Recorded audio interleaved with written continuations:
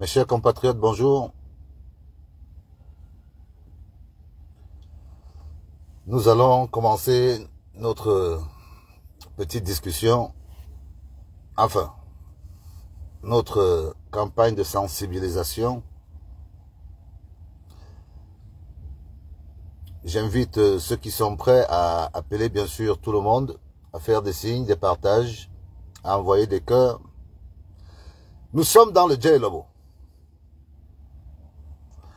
Le Djai-Lobo, c'est la ville où j'ai grandi. Le Djai-Lobo, c'est le département où on a mangé Paul Biya dans toutes les sauces. Paul Biya a été utilisé dans le Djai-Lobo de toutes les manières. Et moi, mon rôle ici est de sensibiliser les masses pour démontrer que ceux qui sont venus nous voir pendant des dizaines et des dizaines d'années pour nous parler de Paul Biya, président de la République, de l'accompagner dans le cadre de ses fonctions, ont participé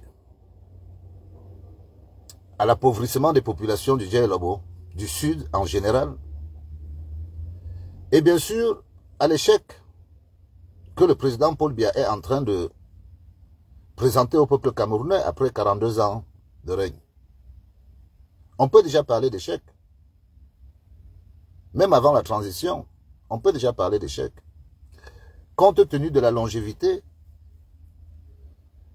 et des expériences que le pays a connues en fonction des autres pays dans le monde. On peut déjà commencer à parler d'échec. Moi, j'ai pas peur. La vie, c'est comme ça. Il y en a qui réussissent, il y en a qui échouent. C'est pour ça qu'on fait les efforts. Moi, j'arrive à faire cet effort de classer Paul Biya 1, Paul Biya 2 et Paul Biya 3. Parce que il faut déceler le bien que ce monsieur a. Et bien sûr, prendre en compte tout le mal qu'il a entraîné avec lui pendant tout son règne. Monsieur Paul Biya n'a jamais fait un meeting pour dire aux Camerounais que je vais devenir président avant de devenir président. Monsieur Paul Biya n'était pas un homme politique avant de devenir président. Il avait des hautes fonctions en tant que haut fonctionnaire. Mais monsieur Paul Biya n'a jamais fait un meeting. Il n'a jamais fait campagne pour être élu. Donc, c'est arrivé. Il est devenu président. Le Djai-Lobo a joué un mauvais rôle. Et dans ce Djai-Lobo, quand on regarde bien, l'arrondissement de Saint-Mélima n'est pas celui qui remporte la plus grosse palme. Il est question qu'on s'explique. Parce que nous tous, nous avons été embarqués dans cette chose. Et puis, depuis que la campagne de sensibilisation a commencé, je constate que beaucoup de gens se disent que je m'en prends essentiellement au boulot. Que pourquoi je m'en prends au mien. Moi, ici à Saint-Mélima, dans le Djai-Lobo, je dis clairement que les boulots ne sont pas les seuls. Moi, je ne dis pas que les boulots sont ceux qui ont fait tomber le régime. Non. Je dis que les boulots ont une circonstance aggravante parce que c'est les frères de Paul Biya. Donc, je les accuse dans ce sens-là. Qu'ils ne l'ont pas aidé. Celui que les Camerounais regardent, qu'ils insultent, c'est Paul Biya. Mais eux, ils font tout pour que ce monsieur soit insulté. Et ils sont prêts aujourd'hui à vouloir nous convaincre de cautionner le vote de Paul Biya sans Paul Biya. Et c'est là où nous on dit non. Que déjà, durant Paul Biya, en bonne forme, on n'a pas tiré les marrons du feu. On n'a rien eu. C'est ça la vérité. Donc, avant d'entrer dans le vif du sujet du Djai-Lobo, J'ai envie de rassurer tous ceux qui disent que je protège les Bamileke, je protège les Aoussa. Donc, juste pour vous faire un clin d'œil, étant encore dans le dialogue, je peux dénoncer un très haut dignitaire Bamileke étant ici, en sachant de quoi je parle. Moi, je connais M. Christophe Eken, le président de la Chambre de commerce du Cameroun. Je le connais. Je connais M. Eken parce que M. Eken est l'un des Camerounais que mon père a formé quand il entrait dans la vie active. Je connais M. Eken Christophe, l'actuel président de la Chambre de commerce du Cameroun. Bonjour à tout le monde, bonjour. Je ne pourrai pas répondre au fur et à mesure que je fais mon déroulé. Je prends souvent le temps de répondre après. Mais je dis encore bonjour à tout le monde. Donc, à Sambélima, je vais interpeller M. Eken. Je vais dénoncer M. Eken, Christophe.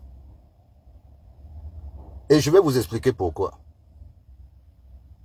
Parce que je ne dénonce pas pour dénoncer. Je ne dénonce pas pour calomnier. M. Eken est entré à la société Air Liquide. Je n'étais pas encore né. M. Eken connaît mon père. C'est mon père qui l'a formé. Il a travaillé très sérieusement dans cette société, la société Air Liquide. Partant de rien, il est arrivé à être directeur général Afrique de la société Air Liquide. Donc, M. Eken est un très bon élève de la France. Il a cet âge où, lui, avec M. Biya, la rencontre date. Mais vous voyez un monsieur qui a une aussi belle carrière, M. Eken Christophe. Après, il a ouvert Central Voyage. Quand il est parti de la société Air Liquide. Il a créé beaucoup de filiales pour le compte de Air Liquide. Je dis vraiment pour la France, M. Eken est cet Africain qui s'est mis au service de la France. Et donc, quand je vois la suite du parcours, je me rends compte que M. Eken a plongé dans des choses qui engendrent l'appauvrissement des Camerounais. Et je suis obligé de le dénoncer.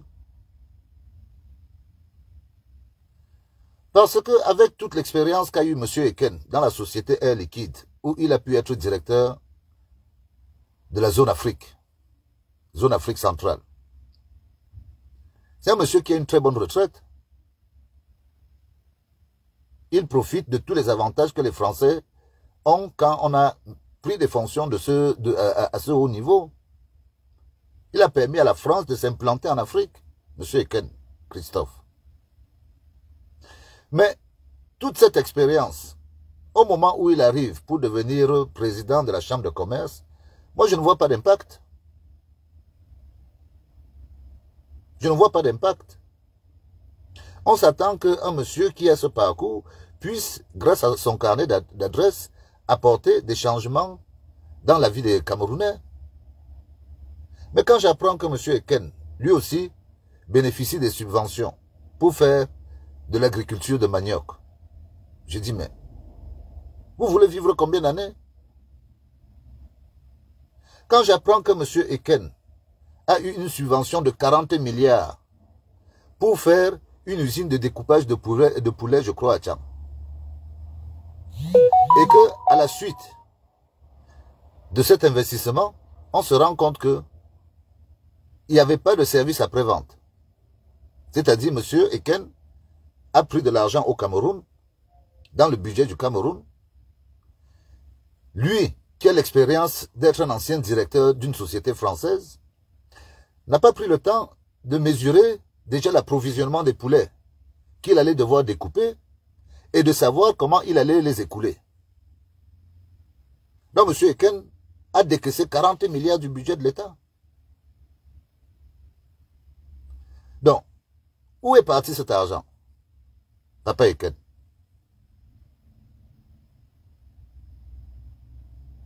Où est parti cet argent? Moi, qu'on ne me reproche pas que je vienne seulement parler à mes frères. Vous, vous êtes un homme de l'Ouest. Vous aussi, vous faites partie de ceux qui accompagnent le président Paul Biya. Parce que je refuse qu'on oppose ce clivage qu'on veut mettre sous nos yeux. Parce que c'est un faux clivage. Vous baratinez les Camerounais. Ceux qui veulent que, quand on parle des boulots, on doit indexer les Bamileke. Moi, quand je regarde, celui qui fait à manger à Paul Biya, c'est un Bamileke. Celui qui fait la nourriture que Paul Biya mange tous les jours, c'est un Bamileke.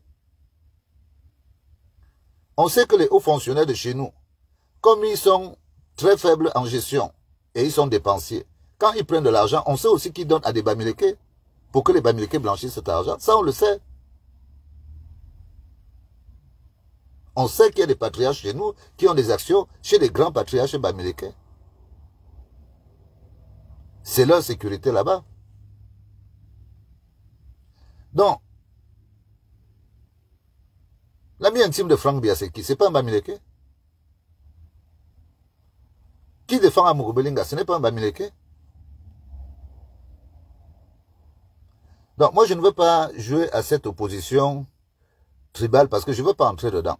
J'ai dit que je faisais mon tour de sensibilisation. Je vous donne un exemple patent d'un patriarche de l'Ouest, Christophe Eken. Il me connaît. Enfin, il connaît mon nom, il connaît plus mon père. J'ai eu à faire un stage dans cette société, je devais avoir 16 ou 17 ans. C'est lui-même qui est venu me raconter son histoire. Et elle est gravée dans ma mémoire. Donc c'est un monsieur que je surveille à distance. Je regarde son parcours. Mais quand j'apprends dans l'Assemblée, au niveau de l'Assemblée nationale, qu'il a reçu de l'argent de l'État, je me dis, mais, Papa Ekento, si tu as plongé, tu as plongé dans l'argent sale. Regardez comment vous appauvrissez nos enfants. Est-ce que tu avais besoin de ça? Avec une si belle carrière. Tu n'avais pas besoin de ça. Qu'est-ce qui ne va pas? Qu'est-ce qui ne va pas au Cameroun pour qu'une génération de personnes se disent qu'elle va tout simplement cramer ce pays pour nous laisser dans un désarroi que je ne comprends pas? C'est quoi le but? Vous travaillez pour votre génération, vous avez assez. Vous voulez travailler pour vos enfants. Et vos petits-enfants, eux, ils vont faire quoi? Quand vous travaillez pour eux, vos enfants, eux, ils vont faire quoi de leur vie? Vous les placez, ils ont déjà de bons postes. Mais vous accumulez pour eux, plus les bons postes. Mais c'est trop. Donc, moi, je ne suis pas dans le tribalisme, je ne suis pas dans les invectives. J'ai bien expliqué à tout le monde que je fais mon tour. Laissez-moi évoluer à mon rythme. Il y a des dossiers partout. Les prévaricateurs, ceux qui ont fait tomber le Cameroun, sont partout. Il y en a à l'ouest, il y en a à l'est, il y en a au nord. Pour l'instant, je suis dans mon dialogue natal. Donc, le dialogue, comme je vous ai dit, quand Mvame Boutou vient faire un meeting, lui, il nous dit que lui, il est le ventre de Paul Biya. C'est ça qu'il nous dit. Lui, c'est le ventre de Paul Biya. Bien sûr, il est arrivé avant Paul Biya dans l'administration. Bon, il est devenu le ventre de Paul Biya. Il y a d'autres acteurs qui nous disent qu'eux, ils sont le sang de Paul Biya. D'autres, la tête de Paul Biya. J'ai dit, on a tout eu. Paul Biya, nous, on l'a mangé dans la sauce. Les populations ont eu tout Paul Biya. Tous les organes de Paul Biya. Pour donner 100%. Seulement quand on regarde de plus près, même les réalisations faites, qui ne sont même pas des réalisations spécifiques au Sud. Parce que quand on parle de barrages, je prends l'exemple des barrages, les barrages, ce n'est pas pour le Sud. Le barrage, c'est l'énergie nationale. On peut décider d'envoyer l'énergie à telle zone en laissant même le Sud en fonction des priorités. On gère l'énergie. Mais le barrage de Manvelle, C'est vous qui le dites là-bas. Qui ne produit que 30 mégawatts au lieu de 200 mégawatts. Donc on a 70 mégawatts qu'on ne retrouve pas. On ne les a pas pourquoi. La malfaçon, on ne les a pas pourquoi. Expliquez aux Camerounais que votre régime a investi sur des infrastructures qui n'arrivent même pas à donner ce qu'elles doivent donner pour satisfaire les populations. Et puis, dites-nous les défauts, ce qui ne va pas. Parce que vous ne pouvez pas accumuler des infrastructures en disant on a fait ceci, on a fait ceci, mais les infrastructures ne produisent pas pour ce qu'elles ont été créées. Moi, je ne parle même pas du barrage de Maké. Une curiosité qu'on est venu mettre dans le sud, où, quand on voit les impacts environnementaux, on se rend compte qu'aucune étude d'impact n'a été faite pour ce barrage. Enfin, il n'y a pas eu d'étude d'impact sérieuse. Entre l'ennoiement des forêts, la déforestation à outrance pour faire ce barrage, toutes les promesses qui ont été faites aux alentours de ce barrage, où on devait avoir un site écotouristique qui devait aller au niveau de la Dja, on se disait que bon, on pouvait créer des emplois là-bas. Zéro. Il y avait des projets hydroculture. Où est l'impact? Vous avez fait quoi au sud? D'ailleurs, quand on regarde le sud aujourd'hui, pour moi qui suis observateur, je vous regarde à distance, j'ai connu les figures emblématiques de la politique dans le sud. On n'a jamais vu un responsable politique dans le sud aussi mou, aussi évasif que le délégué du RDPC, du Djaïlobo. Je n'ai jamais vu un président, un délégué, un responsable politique aussi mou.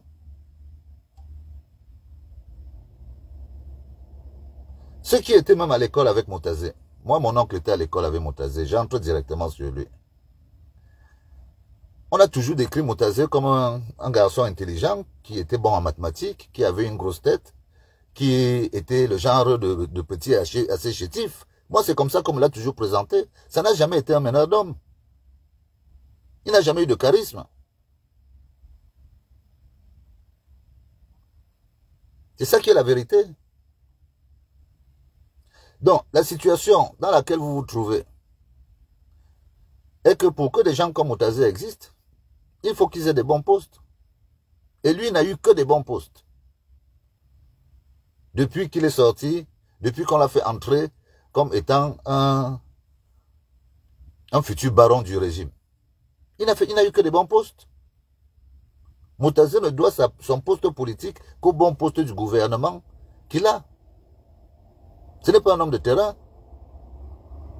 Il fuit les gens parce qu'il sait qu'il traîne l'échec sur ses épaules.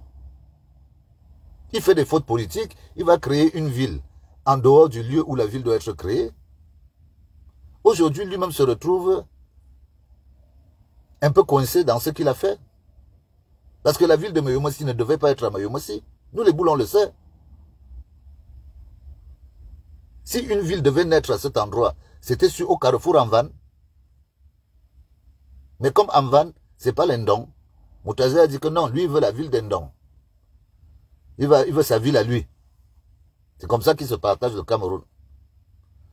Donc, il peut mourir, mais Mayomossi touchera toujours des choses qui viennent de l'État, en tant qu'arrondissement. Mais les gens de Mayomossi, c'est Anvan qui viennent vivre. Au lieu d'arranger le Sud, vous êtes venus créer des frustrations dans le Sud. La ville de Mayomossi, c'est une faute. Nous, on le dit. Et après vous, elle ne ressemblera plus à rien. Nous, on le dit. Et d'ailleurs, amener une ville. Où est le soutien économique de la ville? Moutazé, lui, il a déjà fait son ranch au nord. Parce que Moutazé, du jour au lendemain, lui n'est pas... Vous n'avez aucune garantie qu'il va vivre au sud. Hein. S'il s'en sort. Parce que ces grands frères, je suis désolé, ils ont fait trop de mal. Mal au portefeuille de l'État, partout où ils sont passés. Qui ne voyait pas Essiane André Noël, Bindoua Mathurin, faire les margouillas en bas de la Caisse nationale de prévoyance sociale quand Motazé travaillait à la caisse. Il n'était pas assis tous les soirs là-bas à attendre que les marchés tombent de la caisse. Aujourd'hui, ils font les gens qui s'opposent. Mais non, chacun se prend juste son précaré pour profiter du régime. Et vous les jeunes, vous êtes là à les suivre. On vous utilise pour vous battre entre vous. Qu'est-ce qu'il y a de concret après eux? Qu'est-ce qu'ils vous laisseront de concret pour la suite?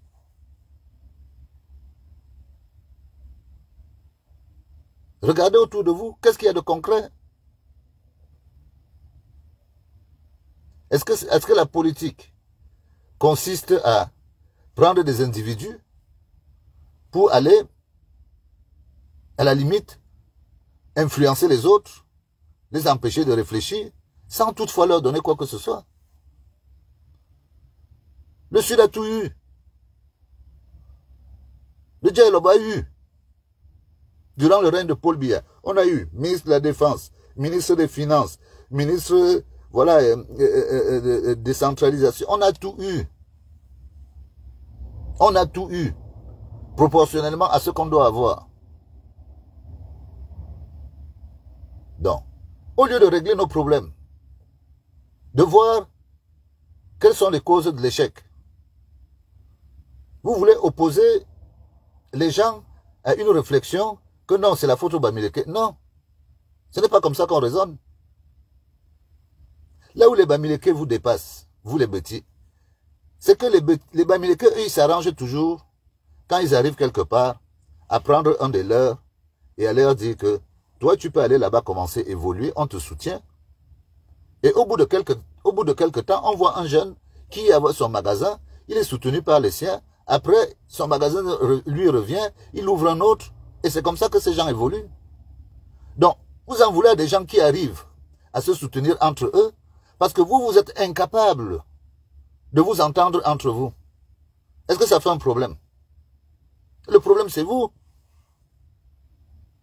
C'est vous qui n'arrivez pas à vous entendre, à dire que cet homme-ci est un homme de valeur. On peut s'entendre à le mettre, à le caser quelque part, à le soutenir, pour que lui aussi, il vienne, il draine les autres. Mais est-ce que c'est ça que vous faites? Donc, quand les autres évoluent, pendant que vous vous régressez à cause de votre politique, vous expliquez que non, c'est la faute aux autres. Ça ne peut pas être la faute aux autres. C'est vous qui avez un problème. Motazé fuit. Jean-Sylvain Bondo est un fuyard. Nous avons une classe politique dans le Djalobo qui est une classe, je ne sais même pas comment je peux la considérer. Elle ne peut pas marcher. Chacun s'est arrangé à prendre le siège qu'il ne doit pas occuper. C'est comme ça que vous êtes. Regardez celui qui est responsable des marchés publics, Ngamba Clotaire. Tous les soirs, il est sur sa bouteille de whisky devant la station Total ou dans un bar rassemblement. Tous les soirs, en tant que responsable des marchés publics. Regardez bien la continuité de service. Après, vous avez des petits parvenus qui tournent autour, qui se prennent pour des gens intelligents, sans expérience. Tu te demandes, ils ont travaillé où? Pour avoir ne serait-ce que la culture professionnelle. Vous allez inventer la lune. Nous, on dit aux jeunes que le rêve n'est même plus possible. On ne peut plus rêver. Ils ont tué le rêve. En 2025, nous n'allons pas suivre un vote de Paul Biya sans Paul Biya. C'est ça qu'on dit. Parce que ça va nous enfoncer encore plus. Et on ne sait pas quel est le chemin retour. Et je continue à dire que si les gens du RDPC ont les capacités, trouvez les capacités dans ce fameux socle granitique qui n'a de coquille, qui n'a de... Je ne sais même pas, je ne sais pas où est votre granit. Je ne sais pas en quoi vous êtes unis. Vous êtes unis dans la misère des autres.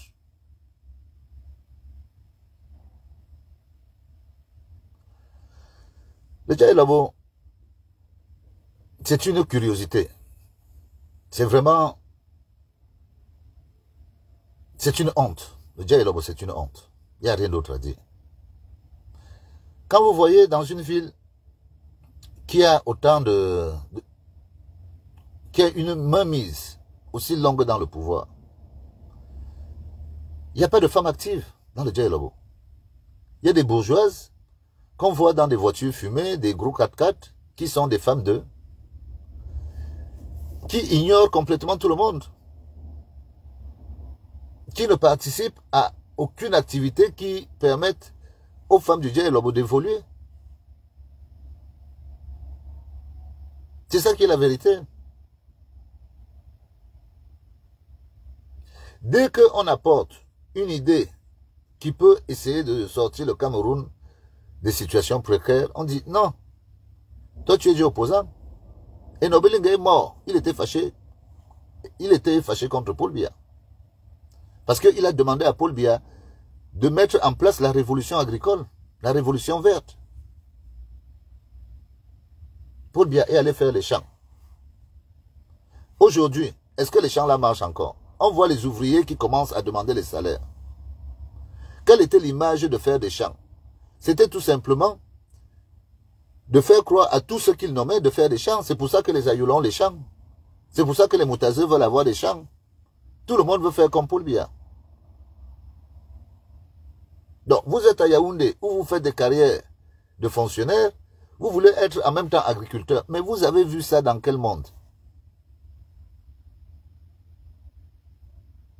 Dans quel monde? Vous voyez François Mitterrand, il a aussi son champ de vigne. Mais dans quel monde vous avez vu ça? Alors que vous-même vous savez que nous sommes un peuple qui connaît l'agriculture. Elle était rudimentaire avant, mais nous ne sommes pas stupides au point où nous pouvons, nous aussi, faire de l'agriculture de rente.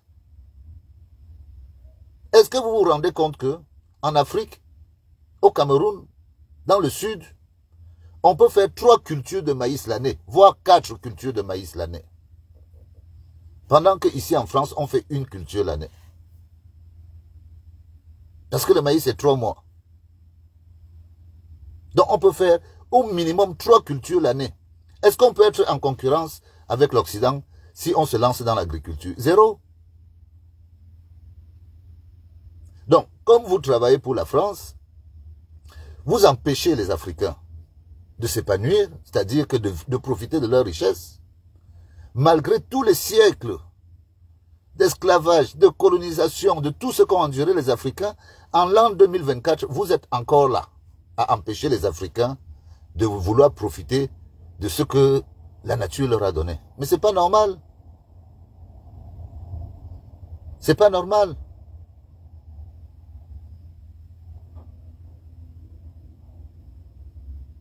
Quand vous-même vous calculez ce que les agriculteurs sont en capacité de faire en fonction des terres d'Afrique, vous ne trouvez pas que vous êtes des criminels?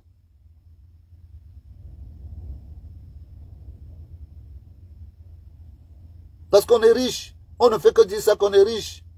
Mais vous ne permettez pas, malgré la richesse de nos pays, vous n'arrivez pas à mettre les gens dans les conditions qui vont leur permettre de vivre mieux. Vous les entretenez, on travaille encore la machette. Alors qu'il y a des débroussailleuses forestières.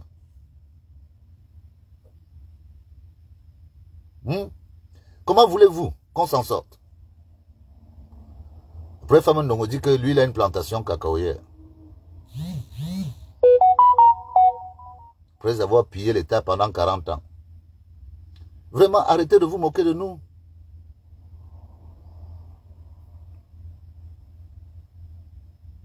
Moi, j'ai entendu Ayolo s'en prendre à mon cousin par voie radiophonique. J'ai entendu. Quand il disait que lui, son père, n'était pas un pauvre. J'ai dit, mais arrêtez. Non, il faut arrêter ça. Parce que si on regarde bien, dans quelle catégorie on doit classer M. Ayolo Moïse, il a la même catégorie qu'ont eu les Fosso Victor, les Kadji des Fosso, les Ndongwe Somba. Est-ce que vous pouvez comparer Kadji des Fosso et Ayolo aujourd'hui? Ils ont été subventionnés au même moment. Ayolo a été pris parce qu'il devait représenter le Sud. C'est ça l'histoire du Cameroun.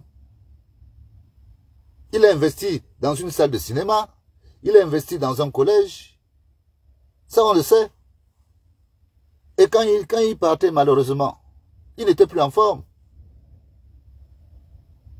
Malgré le fait que le président lui ait permis d'avoir une société forestière. C'est Bizou Patrice qui a travaillé dans cette société forestière. Il vous a planté de combien aux impôts? Est-ce que le papa Ayolo n'a pas une facture à payer aux impôts? Vous venez dire à mon cousin que non, lui il était riche. Il était riche en quoi?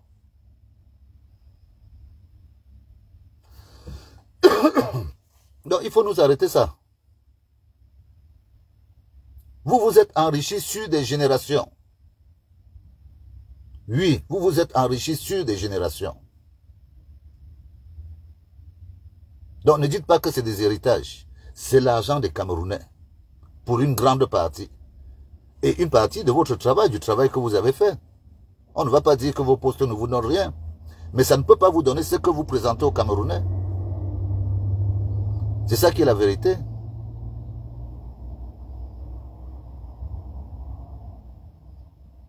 Oui. Quand je vois mon oncle André Nolessian,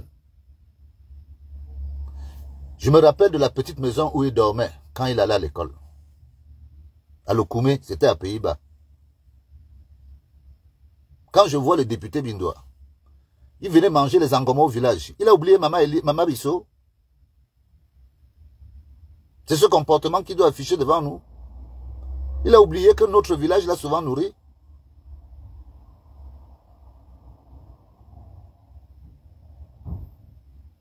Est-ce que Bindoua a oublié qu'il prenait le chemin, il marchait à pied et venait dans notre village?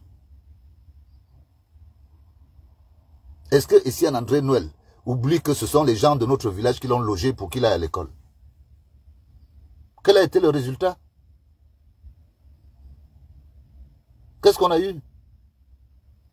Saint-Mélima est une ville, comme toutes les villes du Sud, construite par des cacaoculteurs. Ce n'est pas les fonctionnaires qui ont bâti Saint-Mélima. Maintenant, vous venez, vous montrez que vous pouvez bâtir. Mais ce n'est que la justice camerounaise qui, à un moment donné, va demander à chacun ses explications.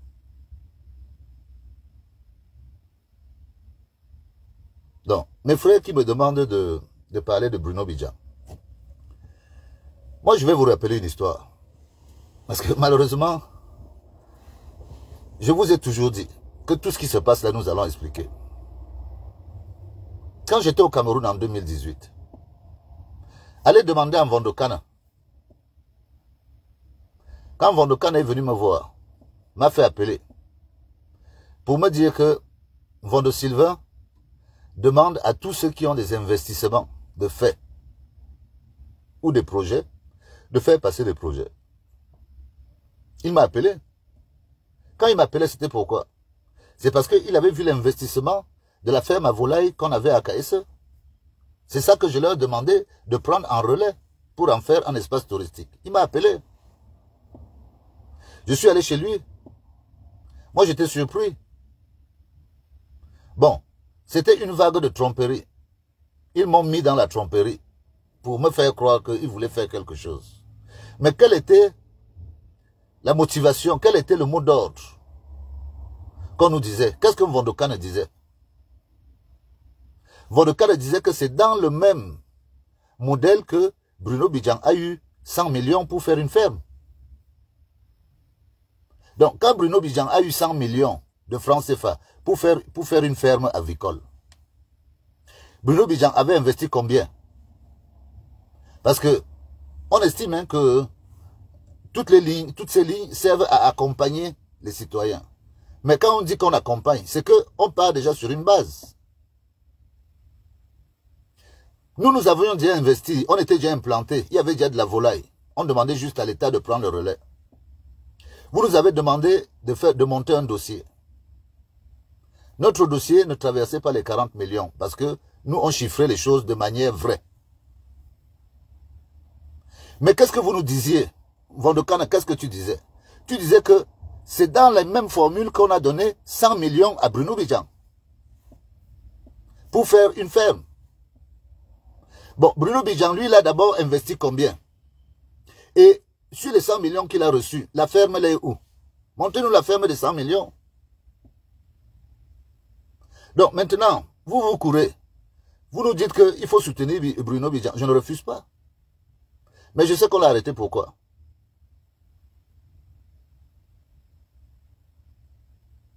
Hein? Parce que c'est facile. Hein? C'est facile de profiter des facilités que l'État met à votre disposition afin de les donner à des personnes que vous estimez être utiles pour vous, mais sans considérer l'évolution du pays. J'avais un projet qui pouvait créer des centaines d'emplois, le port sec. Ce n'est pas le même Motazé qui allait dire à Bekono que le port sec risque de gâter la route. Or, les camions qui viennent du Congo, qui traversent Saint-Mélima tous les soirs, c'est le commissaire qui les prend là, au carrefour à Vebe, pour les faire traverser la ville. Quand on vous disait de faire un contournement, c'est la seule chose qu'on vous demandait. Vous avez préféré abandonner le contournement. Parce que quand les camions sont comme ça vous fait une caisse tous les soirs. Et le commissaire accompagne. C'est-à-dire que vous ne voulez rien faire. Vous donnez de l'argent à des gens juste pour fabriquer des petits. Moi, je les appelle des comiques. Moi, je les considère comme des comiques. Donc, moi, je ne suis pas là pour dire qu'on ne devait pas donner à Bruno, hein, ce n'est pas la question. Mais je suis là pour dire qu'on ne doit pas avoir la mémoire sélective. Quand quelqu'un fait partie d'un milieu, moi, si j'avais mangé 100 millions, peut-être que je ne parlerais pas aujourd'hui. Hein. Qui sait? Seulement 100 millions. Mais quand on a mangé dans des assiettes du régime, et qu'on veut sauter le régime, il faut s'attendre à des retours. Et après, on se réfugie dans un cadre général. C'est pour ça que nous demandons l'arrêt de cette politique du régime. D'abord, on vous dit que non, votre système ne donne pas. Votre système ne donne pas, c'est ça qu'on dit. Quand je prononce le nom de Bruno Bidjan, c'est Vandokane qui donnait ça comme slogan. Et c'est pour ça qu'on a pris nos dossiers. Est-ce que je suis le seul à avoir donné un dossier là-bas? Le petit qui a la ferme de Mengue, il a donné un dossier, il a eu quoi? Le petit qui a la ferme de pondeuse à Mengue, il a eu quoi? Vous savez à qui vous donnez? Le ministre Motazé qui est aujourd'hui censé récolter l'argent au profit de l'État. Lui-même, il a percé les tuyaux. La seule femme qui parle à Saint-Mélima, qu'on appelle Laure Zakam, la veuve Zakam, c'est elle qui parle à Saint-Mélima. Parce qu'elle profite d'un trou percé que Motazé a fait. Que, non, essaie d'entretenir comme toi tu es dynamique. C'est une fille étonne qui parle à Saint-Mélima. Elle, son réseau, c'est le port. C'est au port. C'est là-bas que Motazé lui a dit, voici ta dérivation. Mais si vous bouchez, si vous faites des trous dans ce qui est censé venir dans les caisses de l'État, ne serez pas surpris de ne pas avoir tout. Parce que vous faites des trous. On vous dit d'accompagner des sociétés. Vous n'accompagnez pas les sociétés, vous prenez de l'argent de l'État, vous le donnez à des individus.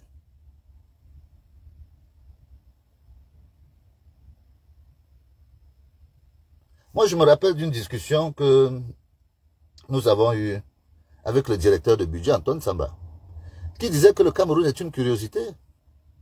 Antoine Samba a souvent eu des gens qui venaient lui demander des paiements de 2-3 milliards, mais qui n'avaient jamais acheté un vélo auparavant. C'est-à-dire, on fabrique quelqu'un, vu que c'est facile, c'est à partir d'une signature. On donne de l'argent à quelqu'un sans toutefois savoir si cette personne a tout simplement eu la maîtrise nécessaire pour gérer cet argent. Combien de jeunes sont morts à 100 000 à cause de l'argent? Que quand on prononce ce nom-là, on dit que celui-là, s'il n'avait pas connu l'argent, il serait peut-être vivant. Ce Jean-Jacques est mort pourquoi? De Congo, il est mort pourquoi? Ce n'est pas l'argent qui l'a tué. Voilà Papi Outou, est mort de quoi? Ce n'est pas l'argent qui l'a tué. Si ces jeunes n'avaient pas connu l'argent à la façon dont vous les avez montré l'argent, ils seraient vivants. Parce qu'il faut connaître la vie, étape par étape. Mais vous ne comprenez pas ça.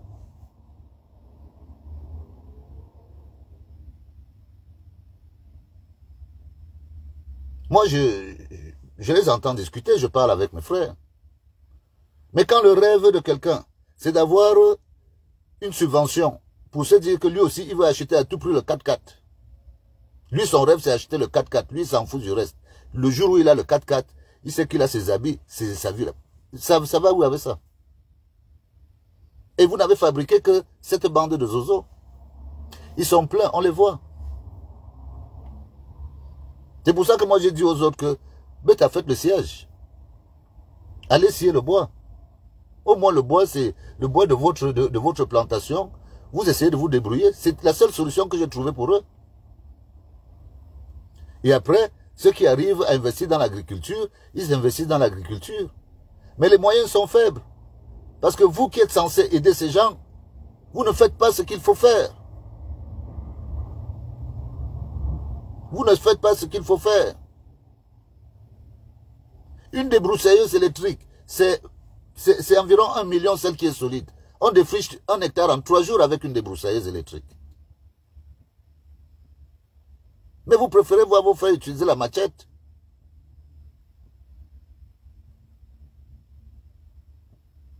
Non. Jay Lobo, vous avez exagéré. Vous n'avez pas aidé le président Paul Biya. Et tout ce que vous faites là,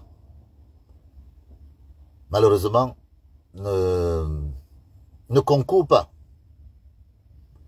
à la moindre confiance qui puisse nous permettre de vous donner encore un vote en 2025. Et c'est ça que nous nous disons aux jeunes. Que nous avons affaire à des vampires. Je vais passer 2 jours ici dans le Djellabo. Parce que j'ai besoin de faire le tour. Je vais dénoncer des faits d'armes de personnes qui, en très peu de temps, se sont enrichis. Et je vais démontrer, les Camerounais, les Boulous le savent. Mais il faut maintenant que tout le Cameroun le sache. Il faut que les Camerounais comprennent que nous, on n'est pas complices de ça. Et à partir de là, on va voir, le moment venu, qui choisir pour continuer à vivre nos vies. Ils ne vont rien nous faire. Dès que le pouvoir est quitté entre leurs mains, ils deviennent des citoyens comme les autres. Et après, chacun répond de ses actes. Parce que ça ne va pas s'arrêter là. Ça ne va pas s'arrêter là. Quand on est fonctionnaire, neveu de président, on se retrouve à être hôtelier. Même Paul Biya avait dit en réunion que le ministre Bilebidjan, tu vas aller en prison. Est-ce que votre oncle vous dit souvent, hein? Nous, on sait ce qui se dit, à Vamoka. Parce qu'il ne sera pas là pour te défendre tout le temps. Oui, on sait que certaines personnes vont aller en prison. Comme d'autres sont déjà en prison.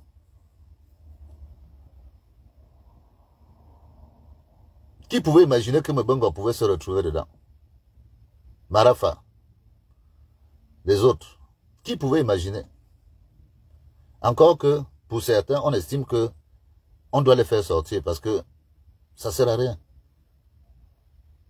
On doit récupérer les biens au maximum. Au maximum. Même ceux qui sont à l'étranger, on doit les réclamer. Nous sommes une nation, nous sommes un pays. Les autres pays doivent nous respecter.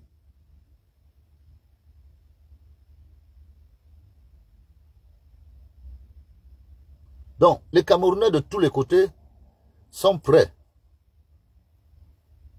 Que ce soit à l'ouest. À l'ouest, on vomit les voleurs là-bas. Dans le sud, nous, on vous vomit. À l'est, pareil. Au nord, j'en parle même pas, parce que les gens meurent de faim là-bas.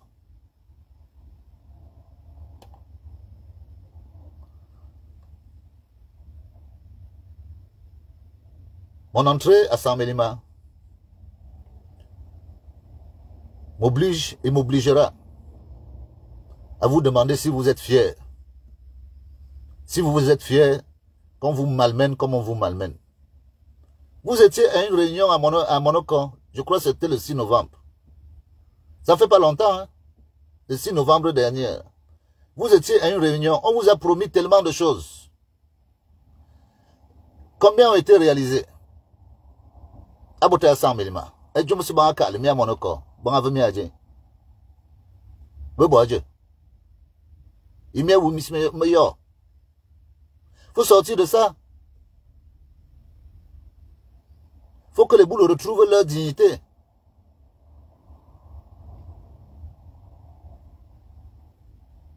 Ben, il y a bien, pas à pas.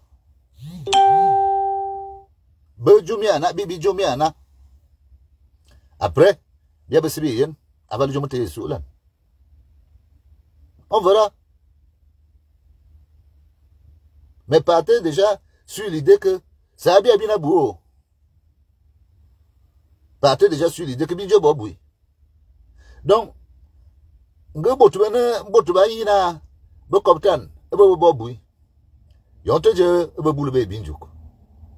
Amou, vous trouvez Kangu. Amou, un botuena et banana, et bien lobo. Non, un botuena boué. Gabba Yamawena, Baba Chende, Mizangan. On te dit, ah, de miato complice. Minable complice à Bamiaka BJ. Colana Jomote. Liana Betele, baby. Faut les laisser. Faut les laisser avec leur richesse. Ce qu'ils ont déjà pris là, on les laisse avec. L'État va régler. Ceux qui vont venir aux affaires vont chercher à savoir comment on s'enrichit en si peu de temps à autant de milliards. Ce qu'on pourra récupérer, on va récupérer. Comme ça s'est fait au Gabon. Et la vie va continuer. Et dans le sud, il y aura de nouveaux responsables. Il y a un bon motazia,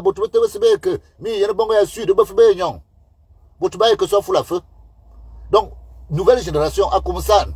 C'est ça qu'on dit. Moutassa Komsan. Nana que Joe Boutea a Fouladena, Hamia ou Avalbajoli. Le tour de Wangasoya.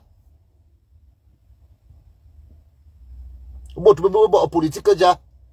Bembo taban lam. Et banya un lam. Ça que Bouteba y a petit sonova. Là, c'est pas le bout. Moi, c'est ça que je dis. Et je vais passer 2 jours dans le Djaï Loba, le dit, à vous dénoncer.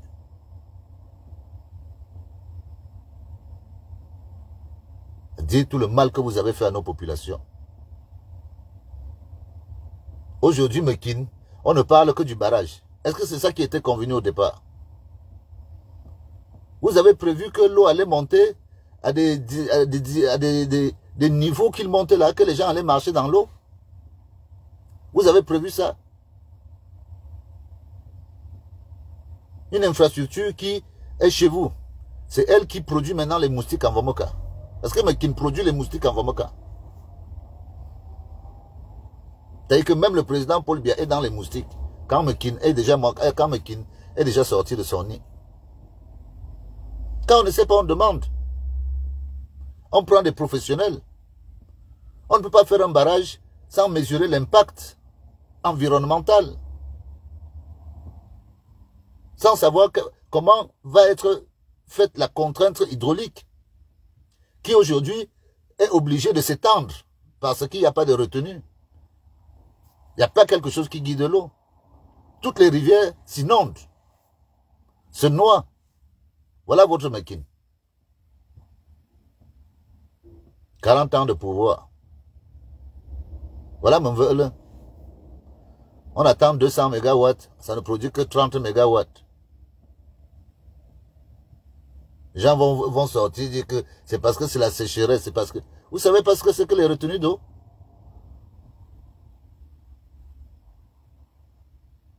Non, c'est une affaire d'amateur. Vraiment.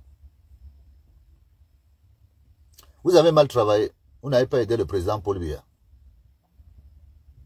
Vous n'avez implémenté aucune politique qui permette aux gens de s'en sortir. Je dis bien aucune.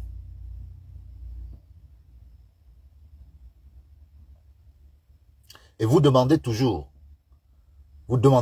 que le peuple soit avec vous. Cette fois-ci, le peuple ne sera pas avec vous. Retenez-le.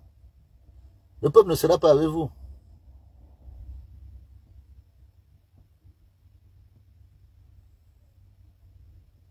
Je demande aux jeunes. Je sais que beaucoup m'écoutent. Faites tout. Ne ratez pas le train. Inscrivez-vous. C'est votre vie, c'est la bataille de vos vies qu'on est en train de faire. Sinon, malheureusement, ils vont reprendre une deuxième génération. Ils ont pris la nôtre. Moi, je suis un chanceux parce que j'arrive à jongler entre deux pays. Combien de gars de mon âge n'ont pas espoir au Cameroun? Alors qu'ils ont été formés à la base. Ils ont des diplômes. Sans opportunité, ils se découragent. Ils sombrent. Ils sont combien? Mais pour vous faciliter la consommation d'alcool, on vous amène le kitoko à 100 francs, d'autres même à 50 francs. Parce que il faut que vous ayez la facilité de prendre l'alcool. Malheureusement. Pour noyer les soucis. C'est pour ça qu'on met le kitoko au marché. Et puis le dimanche, on vous envoie à la messe.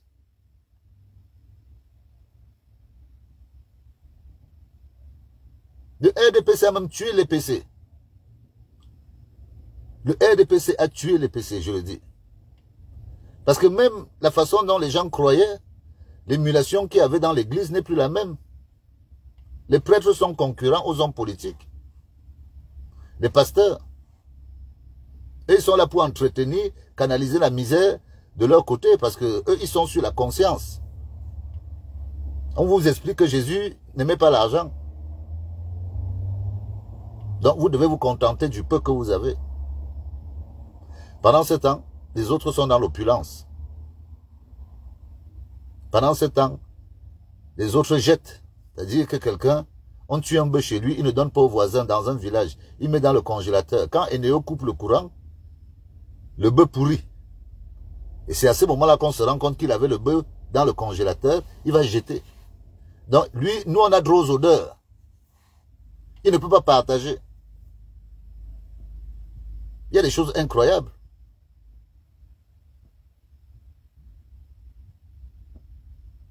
Dans le changement, moi je fais partie de ceux qui pensent qu'on doit aujourd'hui penser à faire à ce que l'Église paye la taxe d'habitation. Moi je crois sincèrement, même à 2%. Toutes les églises doivent participer. Les églises sont l'un des bras séculiers de l'appauvrissement de notre pays. Toutes les terres qu'on a données à Rome, franchement, vous n'imaginez pas le gâchis que c'est. Mais aujourd'hui, ils ont du bâti, ils ont du titre. On doit au moins les faire taxer parce que c'est des entreprises commerciales. On doit les taxer. Parce que l'Église accompagne le pouvoir pour tout simplement rendre un peuple assujetti. Un peuple ne doit plus réfléchir. C'est à ça que servent les prêtres et toutes les églises réveillées qui sont au quartier. C'est à ça que ça sert. Et ça arrange le régime. Que vous alliez dans les églises.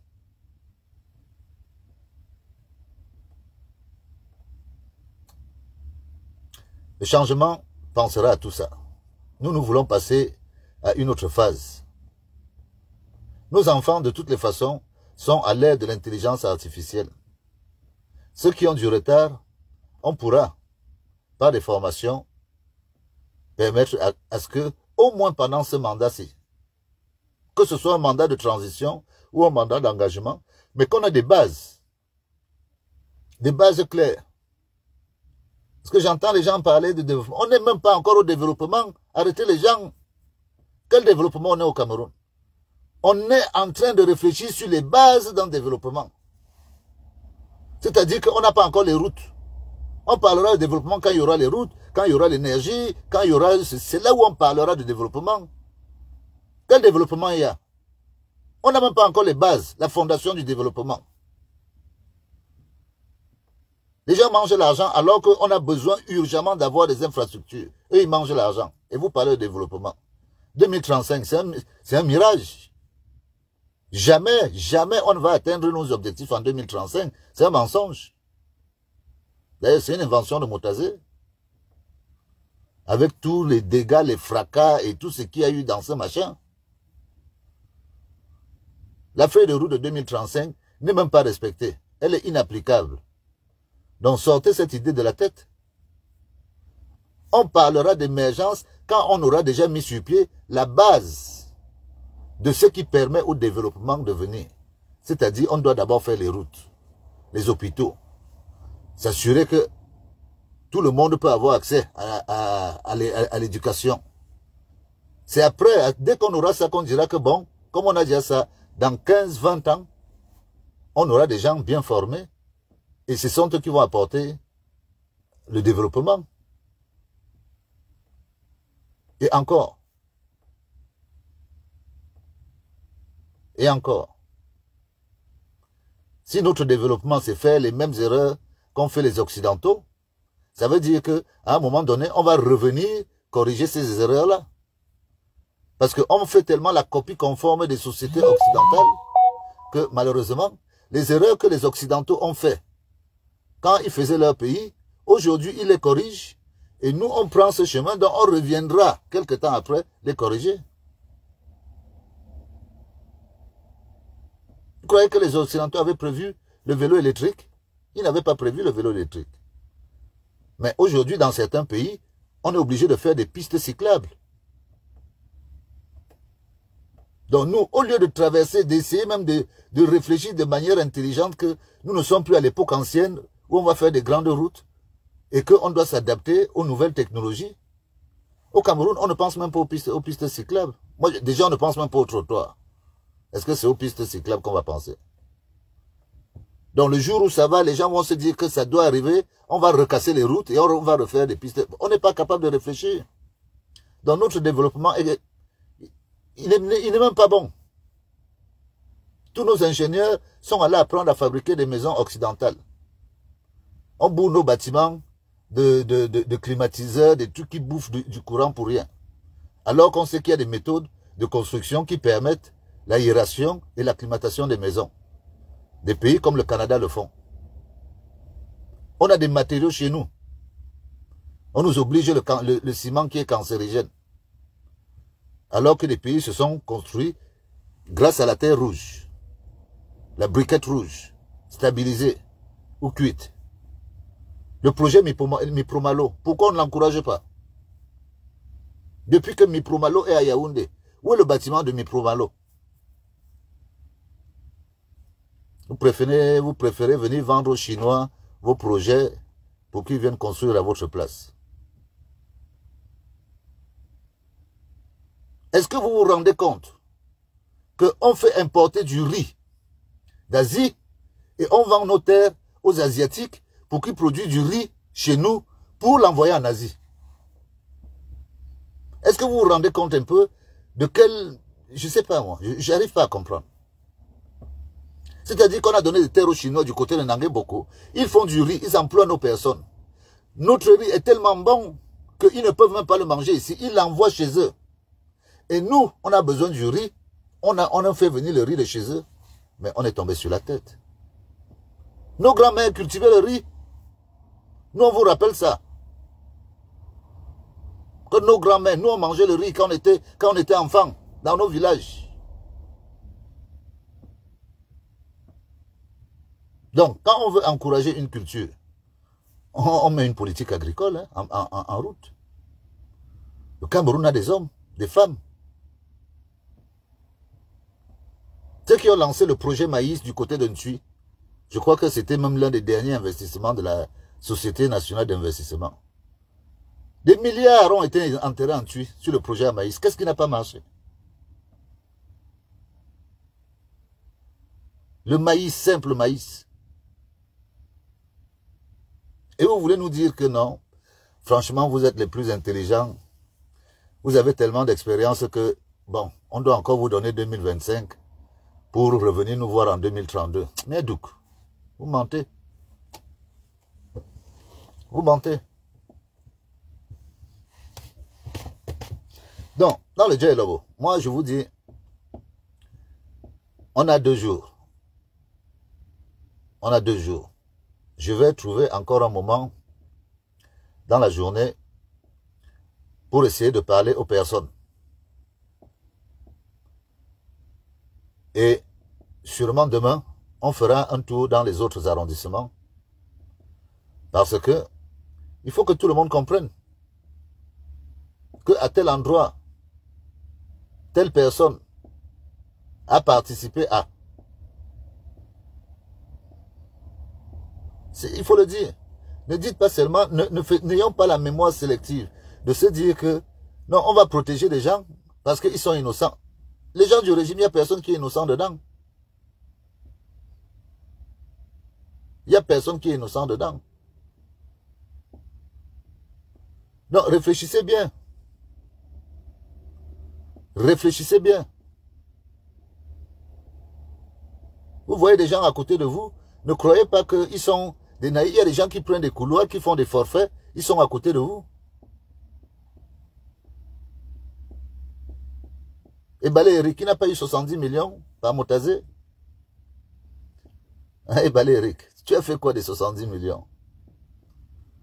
Hein? Tu es venu boire les whisky à Total.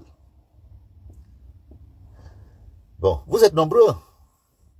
On va vous exposer pour dire que non, vous êtes les mauvais pions. Vous êtes les mauvais pions. Pour mon oncle André Noël-Essienne, je me réserve... comme je dois prendre la route. Je vais sur Düsseldorf, en Allemagne. Donc, je suis obligé d'écourter mon direct. Mais je suis déjà dans le Djailobo.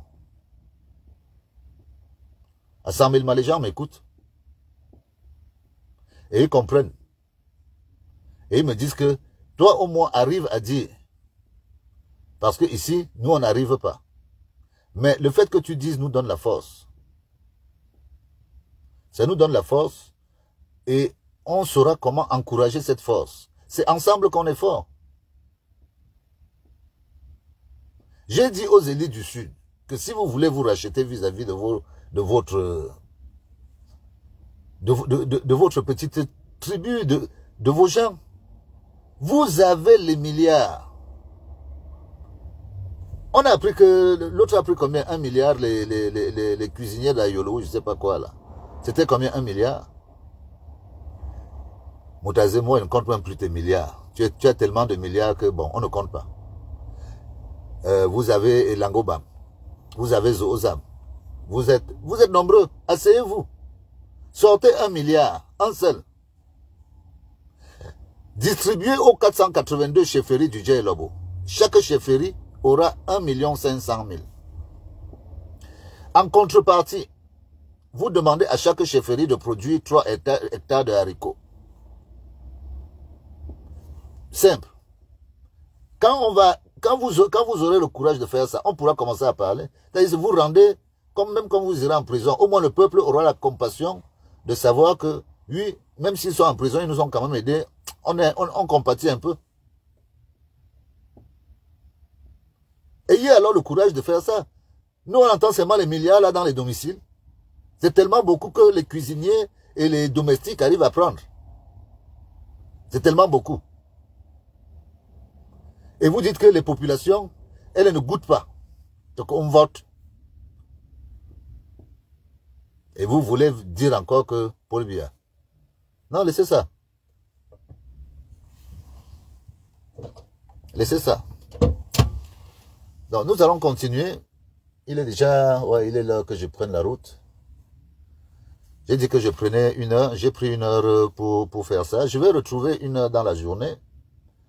Le temps de traverser la grève des agriculteurs. Tous les agriculteurs d'Europe se sont réunis à Bruxelles aujourd'hui. Et je dois traverser Bruxelles, normalement, je sais pas, pour aller du côté de Düsseldorf. Ici, on vit la démocratie en vrai. Parce que j'ai toujours expliqué à mes frères du village que Paul Biya mange votre macabo, il mange votre manioc, il mange votre plantain. Tous les ministres là, ils mangent vos arachides, ils mangent tout ce que vous plantez au village. Parce que quand on va faire les courses au marché, on ne choisit pas l'origine. C'est-à-dire qu'on vient acheter. Paul Biya mange le manioc. Paul Biya mange le plantain. Il mange les légumes. Tous les ministres là mangent les légumes. Donc vous devez comprendre que vous, qui êtes de simples agriculteurs, c'est vous qui donnez, qui apportez la nourriture que Paul Biya mange. Il faut que vous compreniez le rôle que vous avez dans la société. Que si les agriculteurs ne seraient pas là, si les gens des villages n'existent pas, Paul Biya ne peut pas manger. C'est ça qui est la vérité. L'huile rouge, ça vient du village. Tout vient du village. Il faut que les gens du village prennent en considération Miami be un lamayop. Donc, avalé miatik, un effet la ou le nale. Avalé la qui, be amia. Dasilena, bichenda bodulu. Bien de tienda bodulu. Et moi, je vais passer mon temps à vous dire ça. Je finis de faire ma petite dénonciation pour vous exposer les gens.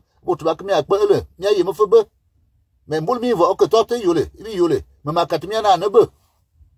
Pas mais anéing. Bisolamos. Comme ça, on peut le mot.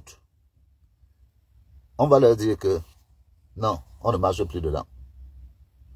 Et pendant que nous on fait ce travail dans la société civile, les acteurs politiques, eux, ils font leur travail à Yaoundé. Et à Douala. Et partout, ils font dans tout le Cameroun. Nous, on les encourage. Mais il y a une démocratie telle que le président l'avait installée. Que cette démocratie vive dans le dialogue. Que les autres partis viennent s'installer. Qu'ils aillent dans les villages. Expliquer ce qu'ils veulent faire du Cameroun. Et s'ils arrivent à convaincre les gens, la procédure est simple, tu démissionnes. Parce que vous n'appartenez pas au RDPC. Tu vas dire, même si, pour ceux qui ne payent même pas les cartes de vote, vous n'avez même pas besoin de démissionner. Pour ceux qui ont les cartes de vote, il suffit tout simplement de signer la démission que tu n'es plus du RDPC et tu adhères à un autre parti. Point terminé. Et tu réponds à ce parti-là. Quand le RDPC t'a déçu, va ailleurs. Va ailleurs. Et si tu tiens encore, si tu as encore envie de rester au RDPC, parce que bon, regarde au moins ceux qui sont au sommet. Parce que le RDPC qui va continuer, moi j'ai l'ultime, je crois qu'il y aura scission dans le RDPC. Moi c'est ce que je pense. Mais, parce que les choses sont tendues. C'est ce que je pense. Qu'il y a un risque de scission dans le RDPC. Mais s'ils arrivent à coller les morceaux, pour dire qu'ils vont ensemble, il faut qu'ils arrivent à coller les morceaux de telle manière qu'ils vous disent que ce n'est pas Paul Biya. Paul Biya nous a beaucoup aidé. Maintenant, c'est tel qu'on va mettre. Si vous êtes convaincu que c'est cette personne-là, vous votez pour le RDPC. Moi, je n'ai pas de problème. Mais ce que je ne veux pas, Na nyamoto mimbu moe bula mi bay. Et nyab tazesai a que le coup et kumimbu et moe boule et bou. Non, c'est pas possible. Ni la demi-sauce. Mimbu moe boule et bou, c'est impossible. Yanga vous en mongon.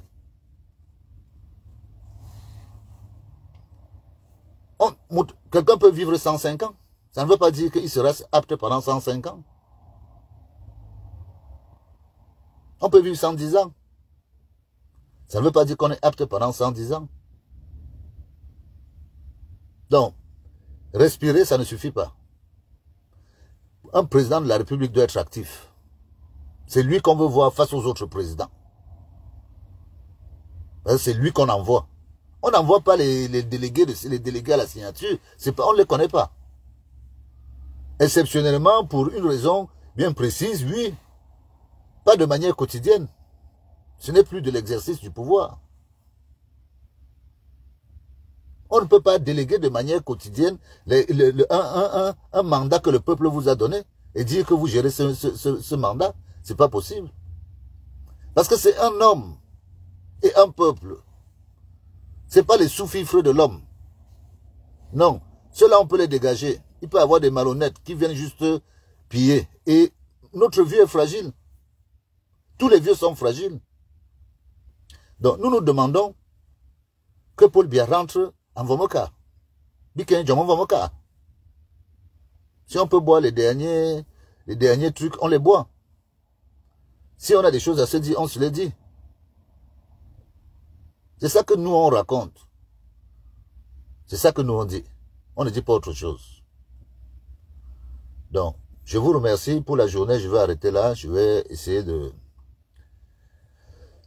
Je vais essayer d'être à l'heure, hein, parce que nous, on travaille à l'heure. Donc, je vous remercie. Hein, vive le Cameroun. Vive les Camerounaises. Vive les Camerounais. On se reprend dans la journée. Je vais donner une heure, peut-être dans la soirée, en fonction de comment je vais rencontrer des difficultés sur la route.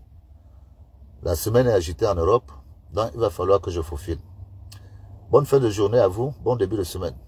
À tout à l'heure.